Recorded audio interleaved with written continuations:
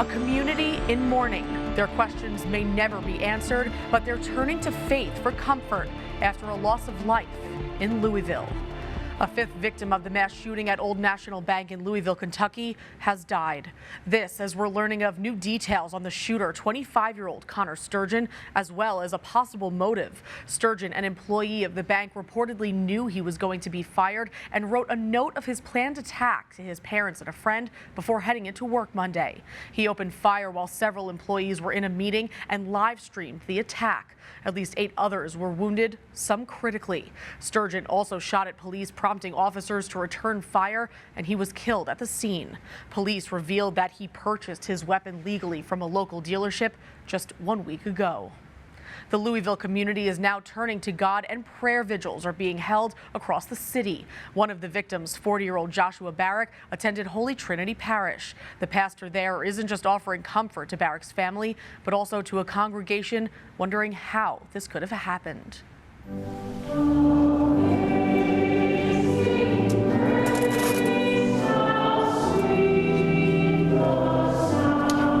The congregation at Holy Trinity Church is leaning heavily on their faith and each other right now. 40-year-old Josh Barrick went to Old National Bank Monday morning, where he was Senior Vice President of Commercial Real Estate Banking. Just hours later, his picture sits on an altar in front of a community wondering why. Just a likable, kind, he's a big guy, and just had a bubbling personality, and you could tell he loved his family, he loved his faith, he loved this community, and he just loved life. Barrick, a husband and father of 2, died at the scene, along with Juliana Farmer, Tommy Elliott, and James Tutt. Deanna Eckert died from her injuries at the hospital Monday night.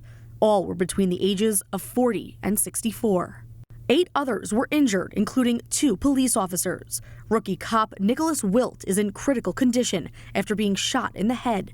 He was just days into the job. The officer who is in critical condition today, Officer Nicholas Wilt, 26 years of age, just graduated from the police academy on March 31st.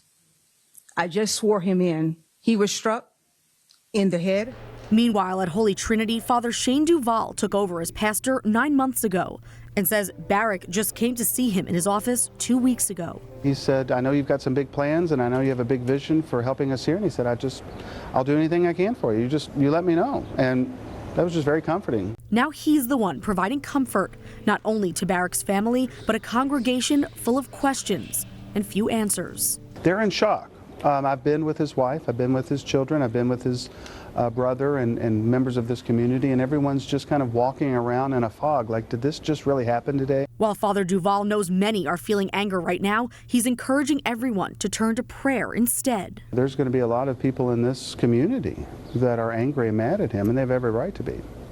But I still have to pray for his soul, too.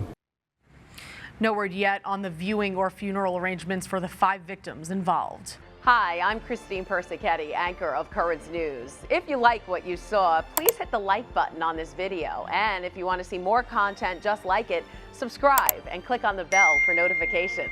Thanks for watching, because we are putting your faith in the news.